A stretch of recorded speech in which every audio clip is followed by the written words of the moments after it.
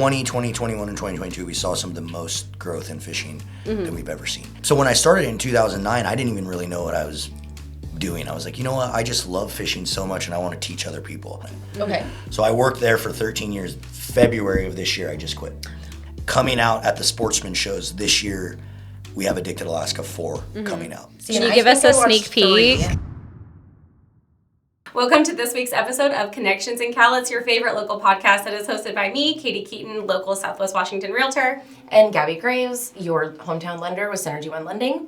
Sponsored by Surf Pro of Longview Kelso and the Mattress Superstore. We are so excited.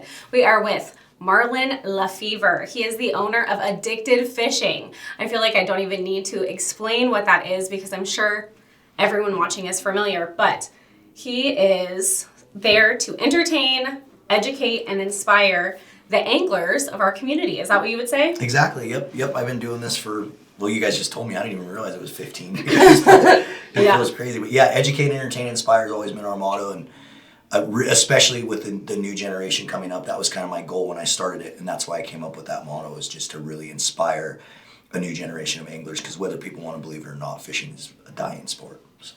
I agree with that statement. And I think you guys execute that mantra perfectly. As somebody who's not a big outdoor sportswoman, your YouTube channel is highly entertaining. And it is very educational. You explain things in a way that it made sense to me. I do have questions. I almost brought a whiteboard in because I have many questions, but we will get to that later. But again, it made me feel like this is something that I could do. Not knowing anything, I could take my kids out to the river and we could figure this out over the course of several years. With a lot of YouTube videos. With a lot of YouTube videos, yes. So Gabby mentioned YouTube. That's where you do a lot of your work. Yeah. And from what I have done, the research, you started in 2009. So 15 years ago. And I also looked because I'm a YouTube nerd, and you guys have 992 videos posted as of this morning. So my first question for you is, anything special planned for number 1000? I've never even thought about that. Man, that might be a really good idea. No, I don't have anything special planned. I mean, we have some really cool videos coming that we've been working on for a while. But no, nothing planned right now. Okay. Well, I'll just be watching for the number to tick up to 1,000. I mean, with the amount of content you put out, it's probably already been recorded, so. Right. Oh, definitely. Right. Yes. Maybe you can reorder a few things to make number 1,000 snazzy. Yeah, that's one of the biggest things we struggle with, because locally people want the content to come out like as it's happening. Right. But for us, we don't really want that because take local, right? Like one of our mottos is no river names. We don't really talk about where we fish. And so we've always felt if we put the content out too current, it could affect the fisheries in a negative way that we don't want. Right. Okay. So a lot of times we wait and put stuff out, a couple months after the season's already over, which people don't necessarily love. But if you're listening, that's why we do that. Okay, so this is what I was thinking about when we were getting ready. I know very few things about fishing. I would say there's two big things I know about fishing. The first one is that it is really hard. That's number one. Yes. And number two is that it is very secretive. Yep. Big time. Big time Yes. secretive. Big yes. time. So that's one of the ways. Superstitious. Like, you can't bring bananas on Yeah, boats. there's a lot of that type of stuff. You can't bring bananas You can't on bring boats? bananas on boats. No, That's it's bad funny, luck. a story for that. Like, did you know what that comes from? No, I don't, but I'd love to. So back in the day when they used to transport bananas Okay. across the ocean, there's spiders that would basically be in the bananas, like these deadly spiders. Yes. And so people on the boats were getting bit by these spiders and they would be dying. And so That makes sense. that's where the superstition comes from way back in the day. It has absolutely nothing to do with fishing. Right. But Okay. fishermen have taken it and basically molded it into Right. their own thing. And, Right. And now there's a million, if you go online and type in banana fishing, there's a million conspiracy theories as to why people don't like bananas. So if you But are... that's the original Yeah. reason. Yeah. You heard it here, people. Yeah, if you're a girl and you get invited by a guy that you like to go fishing, do not pack a banana in your lunch. That's what I'm hearing He right now. literally Yes. might kick you off the boat. Yes. Actually, yes. That's why I know the story. I personally wasn't kicked off, but I've heard this. And I've also heard that sometimes people think women are bad luck on boats fishing. I think women are good luck. I've heard that too, that they catch more fish. And as a Okay. kid, my dad used to take me charter fishing as a kid. And I specifically have one memory of going on a charter boat called the Hula Girl. And for some reason, I was probably 9 and I was on fire. Nobody else was catching. and I was 9. I walked away from my pole at one point, and some man like walked up and grabbed my pole and started reeling all my fish in. My dad had to like step in, and I think I got to fish number 22, and my dad was just stoking the fire, making these guys jealous and angry, and I just got tired and was like, I'm done. Let someone else have a turn. Yeah, I'm done. Beginner's now. luck, right? Yeah, I was just a kid. That was Yeah. the funny part. Yeah. It seems like the kids are always the one that catch the fish. Yep. Oh yeah, kids. Yeah. Yeah. And like I said, women. Like every time I bring my wife, it seems like she's always the one catching them, getting the biggest one. Yes. Yeah. So, yeah, going back to the secretive nature, one of the things you do then to protect the local fishermen and the population of fish is try to put stuff out a little bit later Yep. than when you're actually doing it. Yeah. And we have a lot of people that, like if we have, kind of moving to like where we get people that don't like us and don't like what we do locally, it is because of that. So that's why when I started it, I've always, from day one, I've never mentioned rivers. Like you cannot go on any video we've ever done and find where we've mentioned a river name other than the Columbia or the Willamette. And the only reason we do those two is because it's like, dude, they're giant. They're so big. Well, yeah. I mean, you can kind of tell you're at one of those. Yes. Exactly. But like the Kalama, local, it's like if we were to go there and fish and slaughter fish and do really good and then put the video out and say that we were on the Kalama, I promise you it would have the most negative effect you've ever seen. Right. Yeah. On the river, on the Yes. community. Yeah, it wouldn't be good. Yeah. So we've always tried to protect that, and then we do little things too that people don't even know. Like a lot of times we'll put different rivers in there. Okay. So like we may Like B-roll of a different river? Yep. Oh. We'll put drone shots of like different rivers and to try to trick people where we're at. Okay. Oh, We'll also wow. rotate footage. So we'll completely, like if we think the riverbank's going to look too familiar, we'll rotate it Okay. and flip the so footage. it's like left to right rather than right to left. So it looks different. Okay. So to try to confuse people. Yeah. So we go a long ways to try to protect our fisheries. Connections and Cowlitz is sponsored by your locally owned and operated ServPro Longview Kelso, the #1 residential and commercial cleanup company in the U.S. They clean up smoke, fire damage, mold remediation, you name it. Remember, you as a homeowner have say in who is in your home. Locally owned, locally operated, ServPro of Longview Kelso. Also, a big thank you to the Mattress Superstore, another locally owned and operated business. If you want to get comfortable, you need to get into the Mattress Superstore with their location on Vandercook Way or their new factory outlet store off of West Cowlitz Way. They deliver, they set up, and they always pay the sales tax. A big thank you to the Mattress Superstore. That's awesome. And it sucks it has to be like that, Yeah. honestly. It really does. But it's a really popular thing around here. And these little, tiny, small rivers just cannot handle the like immediate pressure that I think a video would cause. Right. Yes, I agree with that. Absolutely. Well, my husband last night, I was getting ready and prepping for this and, going through my notes and talking to him because he is a viewer of you. And he was like, oh, yeah, I see them on blank Yeah. place. And I was like, oh, should I say that? And he literally almost jumped out of his chair. He was like, no, don't mention it. Don't you dare say that. But one thing, the way I kind of found out about you guys was because, so my husband, we've been together since high school. And when we were first together, he would even say like, I'm not really an outdoors guy. Like I'm more of an inside guy, whatever. Well, COVID, he was off work. We live up in Tootle, and it was just like, okay, what do? I have nothing going on. I was still working, and so that's when he got into fishing. But when he really started and everything, he would call and be like, oh, I know I'm in the right spot because I saw the Addicted truck. That would be like the thing. I know I'm in the right place because I saw the Addicted truck. He like tracks you guys like a tornado. A storm chaser. Yeah, I love that. That's No, awesome. not that bad. But, Yeah. that's how that's I cool. started hearing about you. Yeah. And do you think, I feel like a lot of people got into fishing during COVID. Would you agree? Oh, big time. Like if you look at, 2020, 2021, and 2022, we saw some of the most growth in fishing that we've ever seen. Yeah. License sales went through the roof in Washington and Oregon. Right. What has the impact been on fish, on wildlife? Are you seeing a positive impact, a negative impact? How are you? That's a hard question to answer because It can be both. You can be honest and say both. I think it's more positive than it is negative, and here's why. Because, like I told you, fishing's a dying sport. It really is. And like, if you're a local angler and you're listening to this podcast, you may be like, "Yeah, right. Like I went to the river and there was 30 guys in my hole," and it's like, I get it, but a lot of that is due to what our state has done. Like our state is not managed for sportsmen. Unfortunately, it is managed for environmentalism. Period. Yes. Like, it just is.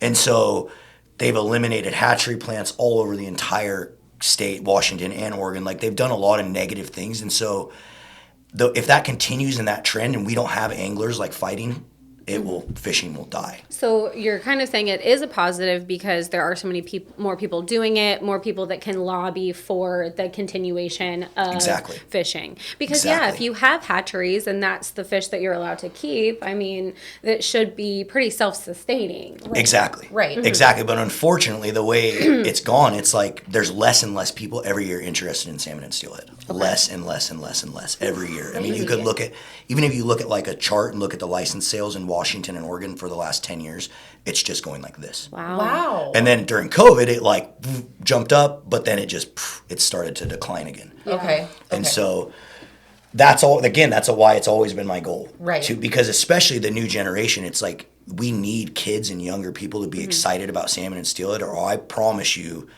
it will not be a thing when it just won't. Yeah. Okay, so for like newbies, like Katie and I, say we want to, go do this. What are some things that we could, on a business standpoint, where are some things that we could help lobby for? What are things that as an angler you would like to see change that would help the fish population? I think one of the biggest things is like changing the perspective of that hatcheries are bad.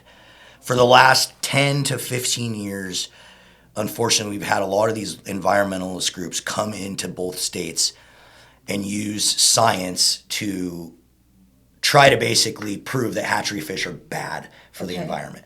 And they've done it in a way, this is going down such a big rabbit hole, and I could talk about this for like hours because it's so crazy what's happened in our states. But basically what's happened is they came in, and Washington, I'll just use Washington, we won't even talk about Oregon. Washington had a stock, and we'll just use winter steelhead as an example. They had a stock called the Chambers Creek stock. And what they thought was that these fish came back early to this one creek called Chambers Creek. They would come back in like November. And so the state thought, if we just stock these fish in all these rivers across the whole state, it won't affect the wild fish because these fish come back early. Okay. And then they're leaving or dead before the wild ones even come. Right. Dumbest thing that they ever did. Right. Because you should be stocking in basin, right? So like if it's a Kalama or a Cowieman or any of these rivers that are local to us, they should have been using genetics from this region. Right. Instead, they came in and they brought these genetics from other regions, and so it gave the environmental groups ammo. Yeah. Got it. So they could come in, and they basically came in and they sued every single one of our hatchery programs to shut down hatcheries. And over a 10-year period, just in my lifetime, I've seen 15 rivers that used to have hatchery fish no longer have them. Okay. Wow, that is so sad. Yeah. And it's really sad. And their theory, the way the science shows, and this science has all been disproven now as false. Well, you can use data to say anything suggest you want. anything you want it to. Yes, You've seen that a lot, We both, Anything in life. I remember taking statistics classes in college and being like, I can make this data say literally anything I want it to any say. Any theory I want it to be, as long as it, yes, I agree. Okay. And that's exactly what they did. And so they used that science to come in and basically shut down hatcheries.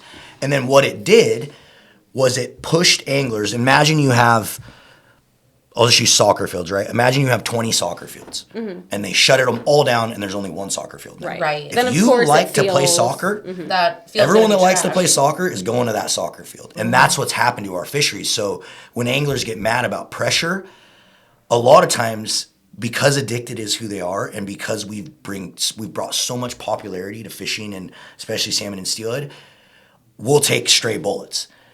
Addicted ruined this river because they filmed on it, and now there's all these people, when really what's happened is all these fisheries have shut down, and so anglers are going to go to the rivers where they can catch salmon and steelhead. That's just the reality. Yeah. And there's huge rules on where on the river you can fish at certain times of the year. And so Don't it even get seems me like there's a started lot of about our restriction rules. on that too. So like what's left? Yeah. What's left? Yeah. There's only Our so many rules are so places. confusing in this state. And that's one of the reasons that it keeps me from doing it. Is Yep. because there's times that I've wanted to take my kids and I go get the book from Bob's and I'm like looking through it. It is so hard to understand what kind of hook okay, that I understand. Barbs, no barbs, I got that. But like where between this section and this section, no clue. Yeah. No clue. Oh, and then there's emergency rules. Like there's a hotline that you have to call on most of our rivers to check the emergency regulations before you even fish it.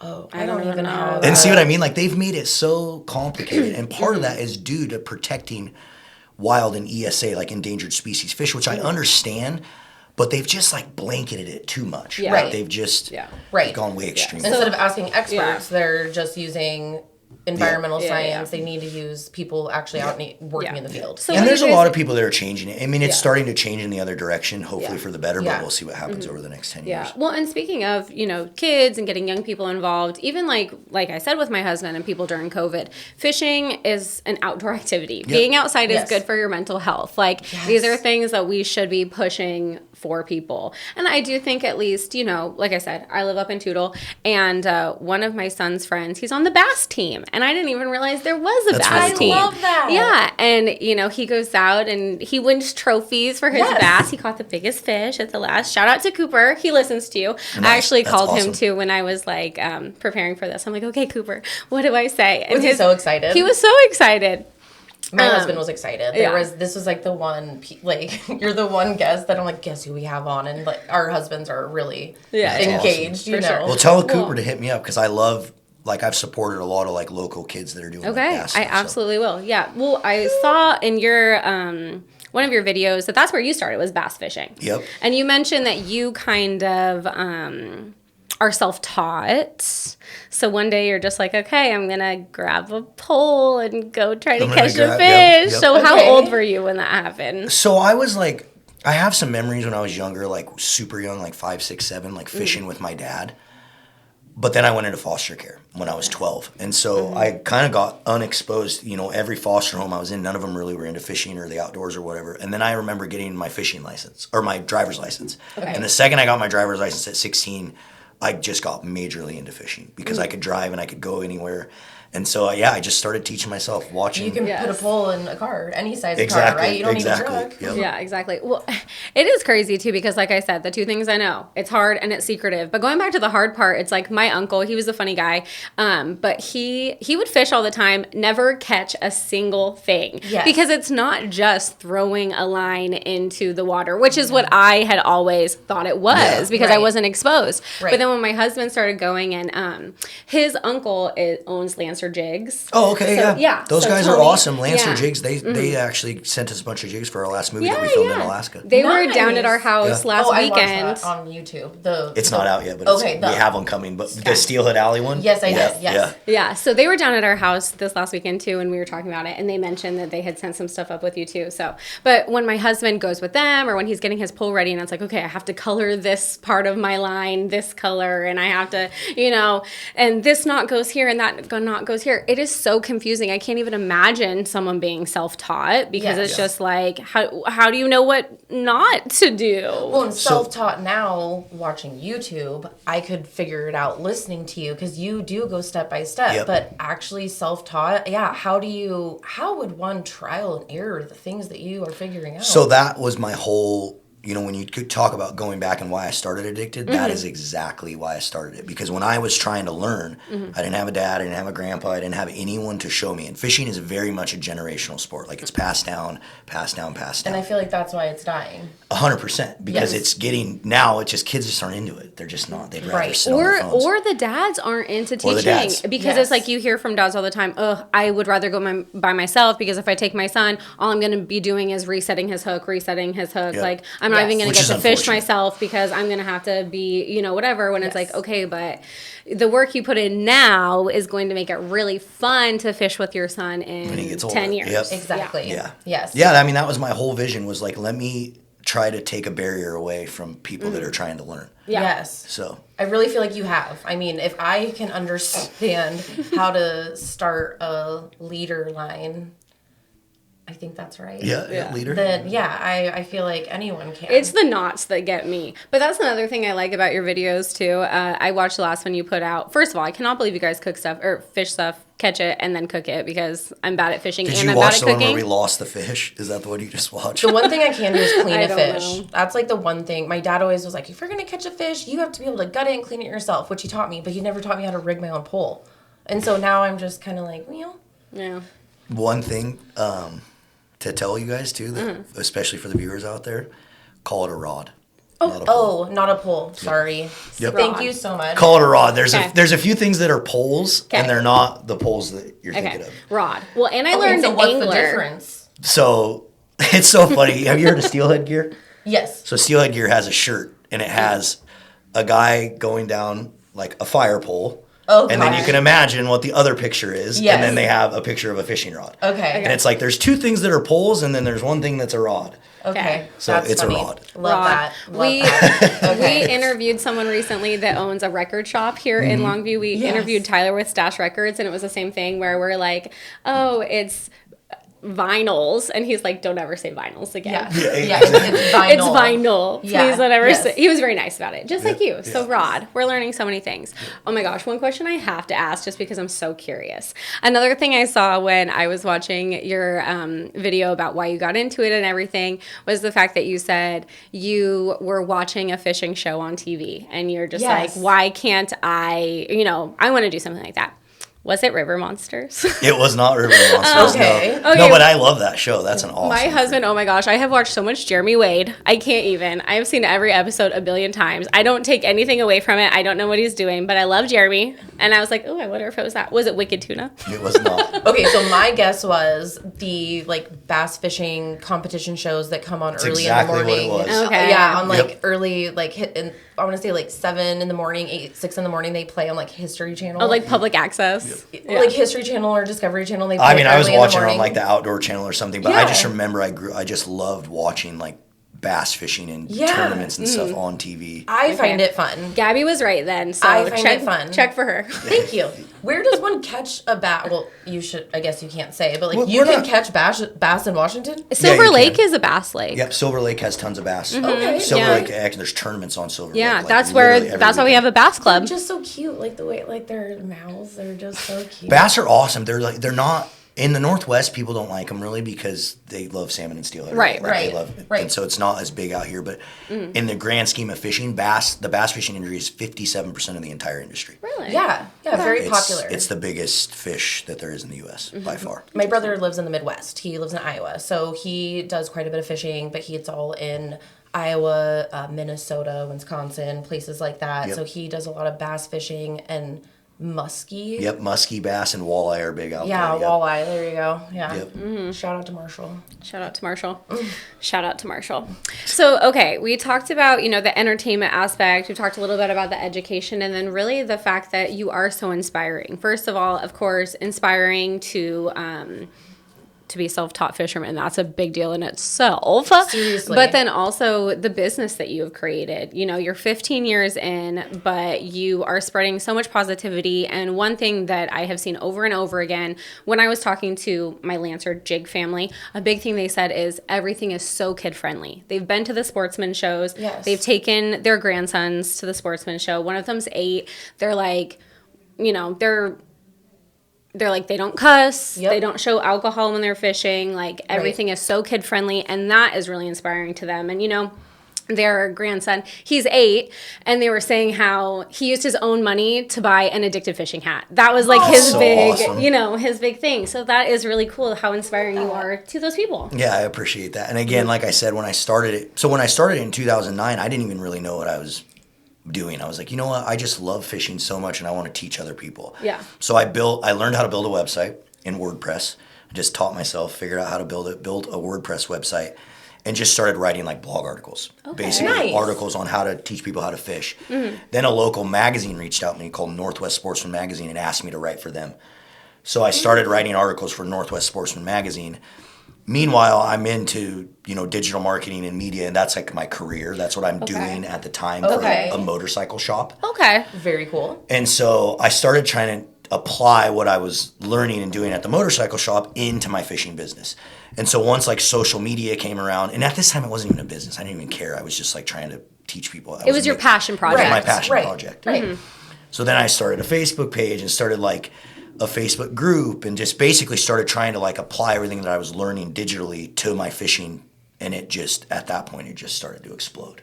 Yeah. Yeah. So, and I think that was probably 2013 or 14 was when that really started to take off. Okay. Yeah. Is that when you kind of realized that this needed to be a full-time thing? So funny thing, no. Because I never really made money from it until, so I worked a full-time job for the last 13 years at a place called shirtspace.com. Okay. So it's an online e-commerce blank apparel company that sells like anything blank, like this sweatshirt blank, and then you print on it. Okay. So I worked there for 13 years. February of this year, I just quit. Wow. So I just went full-time addicted February of this year. Congratulations. That's inspiring too. That is so inspiring. Yeah. Yeah, not really, I haven't even told like very many addicted people out there and stuff, so Wow. they don't really know. A lot of them still think I'm working a full-time job, but yeah. Very cool. And you've been able to do that through partnerships with different merchandisers, you know, as far as like fishing gear, apparel. Tell us a little bit about that. So the content was always like the focus was like, let me just create content, educate, and just build an audience of people that. So that was always my focus. And then, so when I started doing like merch and hats and sweatshirts and stuff like that, I remember I had in my living room, I had like a shelf in my living room, and I was ordering patches from China, like iron-on ones, and I was literally like in my living room, like ironing patches on. What I would do is I would throw these like. And this is back in my 20s. I would throw these like massive parties at my house. Okay. Like big, huge parties. And I would use that as a way to like guerrilla market fishing addicts. Yes. So I'd bring all these people to my house and I'd be like, oh, hey, you want a Fishing Addicts hat? You want a Fishing Addicts hat? And at the time it was called Fishing Addicts Northwest. It wasn't even called Addicted Fishing. Okay. And I had like a different logo and everything. And so that's how I started like getting into the merch. Yeah. So Walking at billboards. that time, people were like, my buddy would call me like, hey, my buddy Jeff wants one of those hats too. And then I'm thinking like, man, maybe I should start selling these things because I'm like giving away a lot of stuff. And then it just exploded. Right. Like then it just started like everyone was wanting merch. And then I realized in like about 2015, I was like, if I ever want this thing to grow and get to a point where it can grow outside the Northwest, it can't be called Fishing Addicts Northwest. Okay. Right. Branding. Yes. Mhm. Yep. Yes. And So things that's evolve when over I time. You know Exactly. what I mean? Like you don't have to have it perfect right when it starts. That's something that we've finally figured out. So, you know, you just got to go for it. Exactly. And so then that's why I changed it to Addicted. I have the original drawing of the Addicted logo that I drew on a piece of paper. I gave it to a graphic designer and he helped me kind of take it to where it was. And then, the rest is history. And then as far as like fishing and like the tackle and everything, we didn't really get into that until the last, I would say like 5 years. We started like trying to get into tackle and doing our own tackle. And we signed a licensing deal with Fishing, who's a huge fishing brand all across the country. And so we help them create and develop products, and then we just get a licensing fee. So you Use get our to be brand. part of the creation and development of those products. 100%. Oh my That's gosh, so that's cool. great. Yeah. So you're doing the R&D for this company so that they can have better products for their anglers. For this region specifically, because mustad is so well known in the saltwater world, but in the Pacific Northwest, they were really like nobodies. Like Okay. no one That's really. so cool.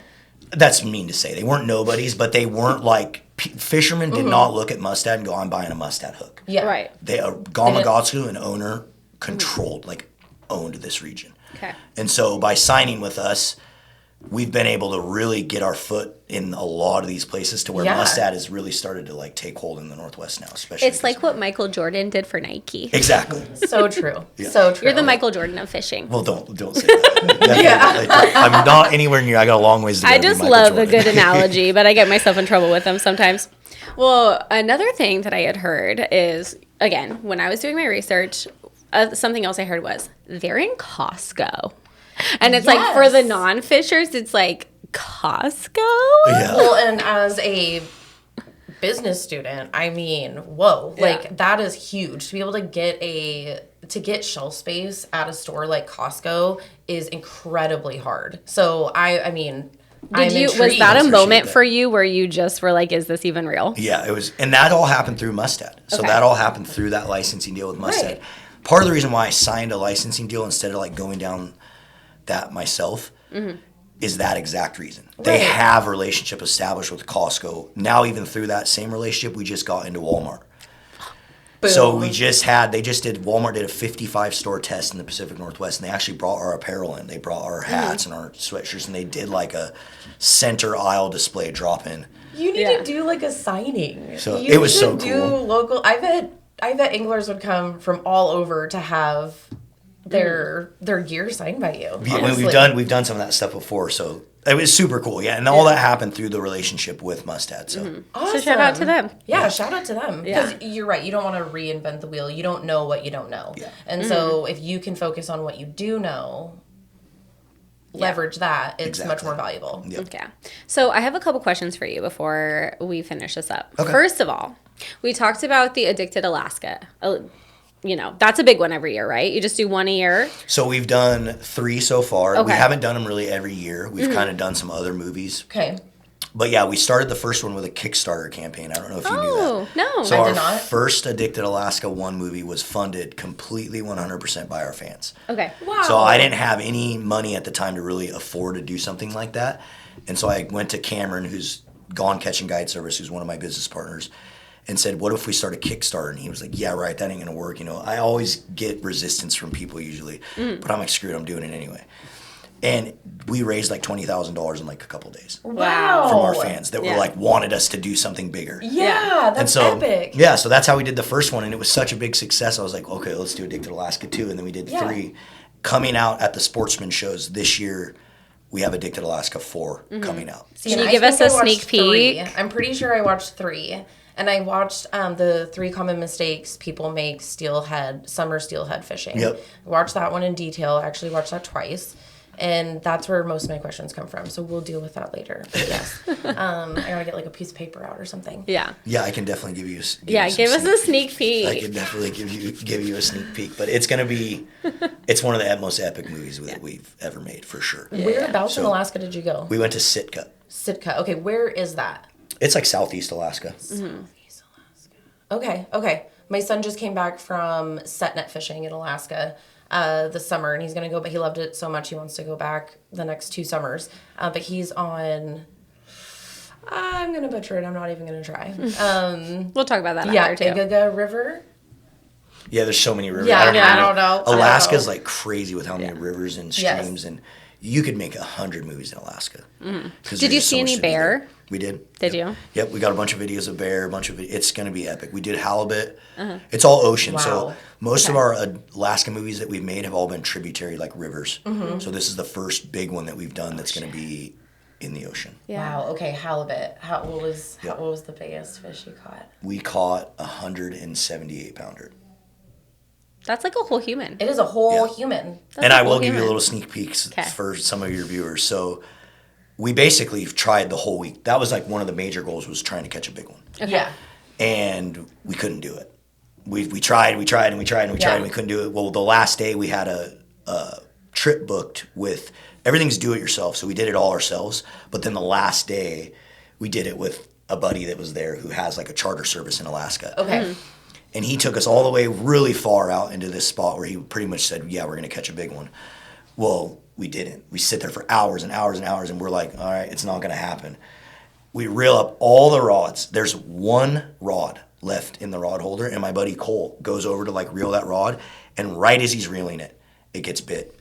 And we caught a 170 pounder. That was crazy. So it's That's like, epic. what the heck? You know, it's like, how did this all just come together? And I don't know how that happens, but it seems like when we're making content, stuff like that always happens. Yeah. Yes. Like, we got lucky and that just came together at the last Well, minute. So- that's fishing, right? Yep. That's why people love yes. fishing. Yes, things don't go the way you planned it to go, but it ended great anyways. my And- motto is always expect the unexpected. Oh, for sure. Oh, for sure. Yes. So when is the Sportsman Show? When is this being premiered? So at the Washington Sportsman Show, it starts January 29th is the when the show starts. Okay.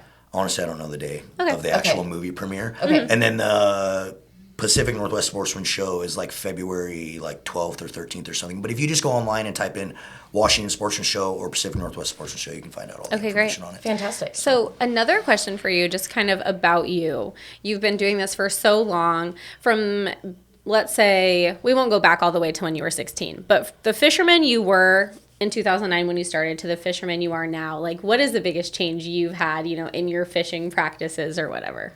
So I think the biggest change that happened for me is like when I went from being like a bass fisherman and a trout fisherman to going to salmon and steelhead. And I think a lot of anglers, especially younger ones, like make that jump at some point. And usually it's when they can drive.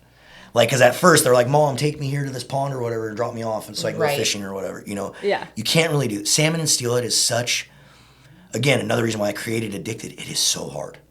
Like, even with all the information in the world, like, it's still hard. Yeah. Right. And so I think that's the biggest transition is when I started to like trying to chase salmon and steelhead. I remember I was working at Sportsman's Warehouse. I had got a job there at 18. I was 18 years old. I got a job at Sportsman's.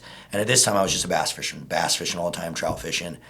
And one of my buddies there was like, hey, you want to go steelhead fishing tomorrow? And I'd never gone, and he took me. And I remember hooking the first one, and then after that it was like, I was so addicted, no pun intended. Like, I was like calling in sick to work, and I mean, it was like bad. To like go fishing. From like 18 to like 21, I was so irresponsible because of steelhead. But Like, you yeah, said I you had just- to Look keep where it going got to get you. the discount, probably. You know, Oh, what yeah, I I mean? You had to worked show there. up enough to keep Oh, yeah. on the payroll. Yeah, definitely Yeah. wanted that discount. Yeah.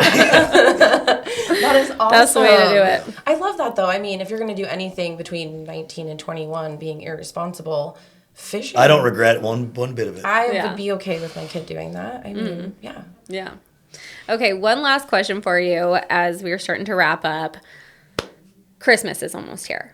Christmas presents for the anglers in our life. If you're talk to the wives out Katie, there. you're a genius. Thank Yeah. you so much. I didn't even Talk think to of the this. wives out Okay. there. If Oh, you man. have someone gonna- in your I'm life gonna take a that list. loves fishing, what should we buy them? What should we Man. get them? That's a hard question. You can give us like whole categories if you'd like. Or should we just show up to Sportsman's or Bob's or whatever and have the salesperson tell us? That usually, I love Bob's. Obviously, I love Bob's because they actually have real people in there that know what they're doing. We love Bob's. Their salesmen are amazing. Saleswomen, yeah. So that is one of next week, actually next Wednesday, which I don't know if this podcast, but we actually have like a Black Friday, like a gift, like live feed where we're going to talk about all the different gifts, the top gifts to buy your local fisherman or whatever. This will Okay. probably come out after that, but that's okay because there'll still be time to shop. So We can everyone, plug it too beforehand. yeah. So everybody that's listening, go find that video. Yeah, it'll be on YouTube. Yes. Yep. On YouTube. It's gonna be like Black Friday giving gifts, but one of the things that's always easy to always tell people is like hand warmers and toe warmers. You can never have enough of those, especially if you wader fish, like if you put wading boots on and stuff.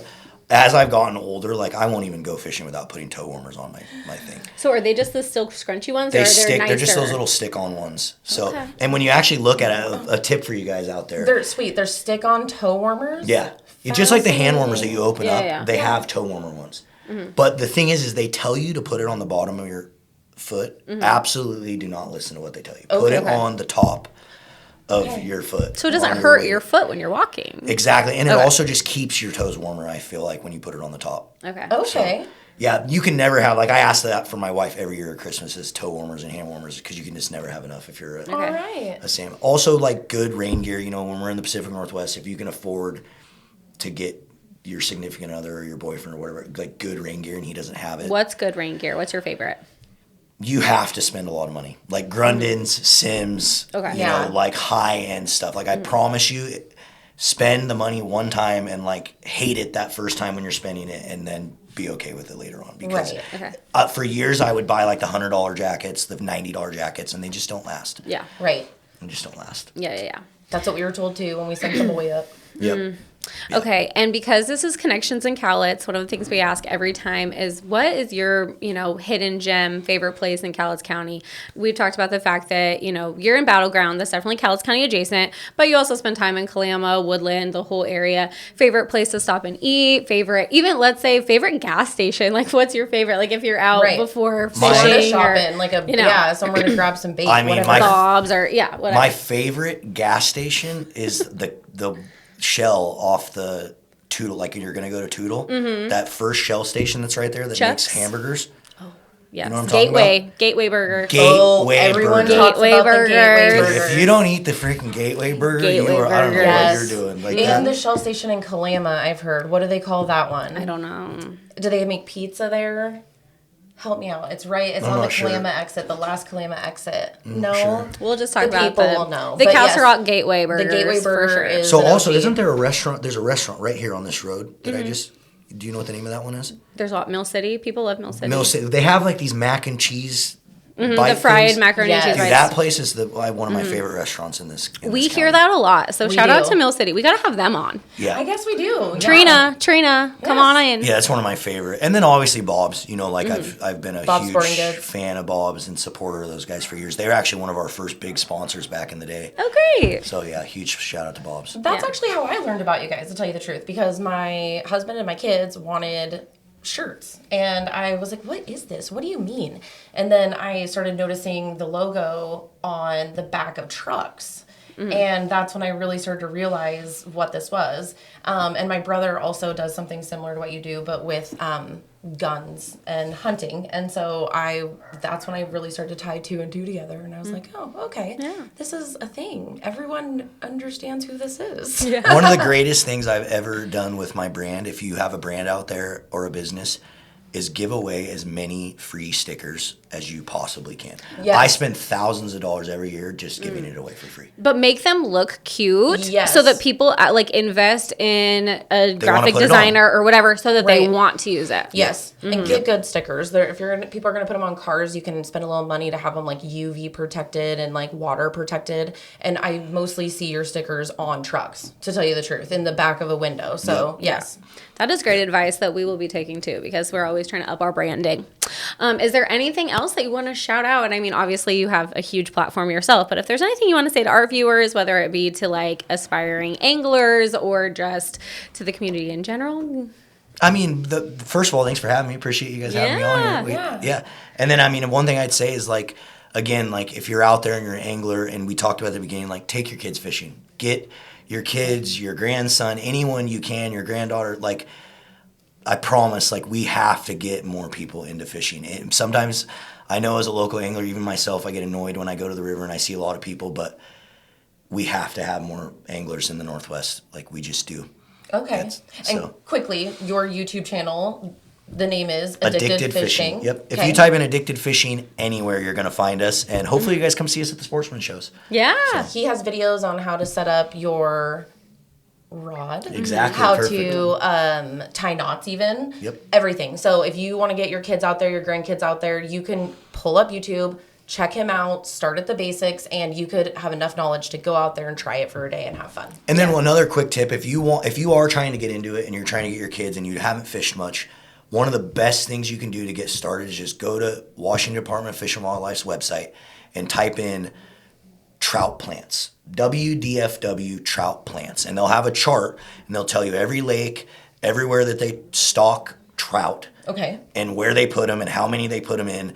A lot of times when people aren't catching fish and when people are struggling, they're just not in the right place. Like that is 99.9%. Like you are not going to catch one if they're not there. And most of our lakes around here especially do not have natural producing fish at all. They're all planted. Okay. And so if you go to like, say Cress, right? Yes. Cress Lake is pretty much junk unless you fish it when they've stocked it. Right. So, and then it'll last for like a couple weeks, 2, 3 weeks, 4 weeks. People will catch them and then it'll wait for the next stocking. So if you're looking to get into it, look at the trout stockings. It's the best way to get your kids into it and actually have a successful fishing day to where they're having fun. So, I love that. Okay. That's a great tip. Yeah. Well, Right thank place. you so much for coming on. We're Absolutely. so excited. This was a blast. And thank all of you for watching Connections and Cowlets, which is sponsored by Mattress Superstore and Surf Pro of Longview, Kelso. We will be back with you next time.